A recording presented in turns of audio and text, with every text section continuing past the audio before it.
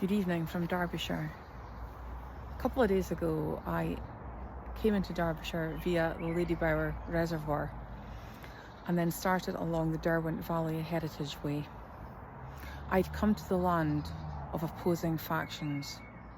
One, the White Peak; the other, the Dark Peak. It felt to me like something like Jedi versus the Empire.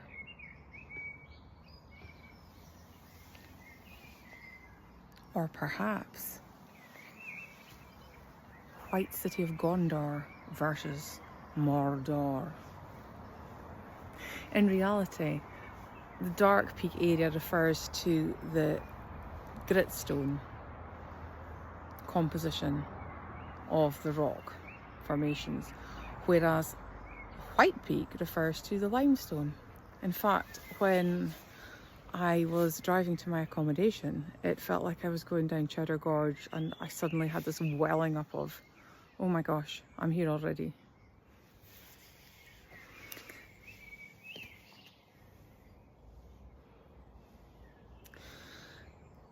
On my first day, on my return journey to my host's house, I was taken to the village of Eyam.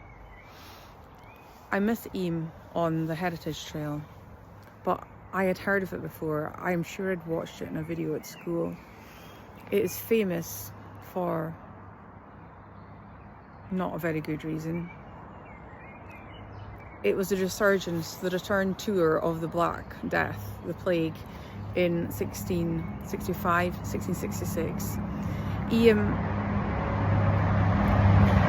Oh, sorry, that's a train.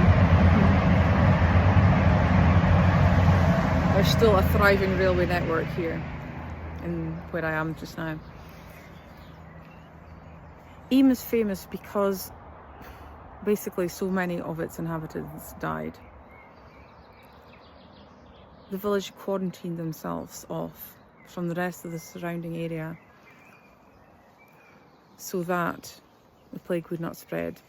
It was rumoured that it had come up from London on some cloth, fleas in a cloth, or the fleas had laid eggs that were in a cloth that a tailor in Eyam had, bought from London. But we don't know for sure. It was only when I went to the plague cottages and saw the plaques outside and I read those names of those people who had died that it all really came home to me. It wasn't just a story about, a village that's, in the middle of the Derbyshire countryside.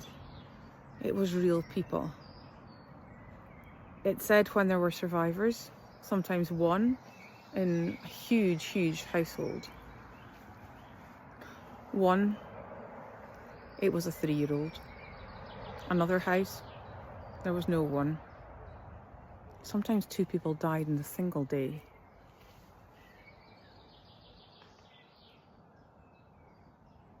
Then a few months would go past. Another one would die, and then another one would die. It just made me think.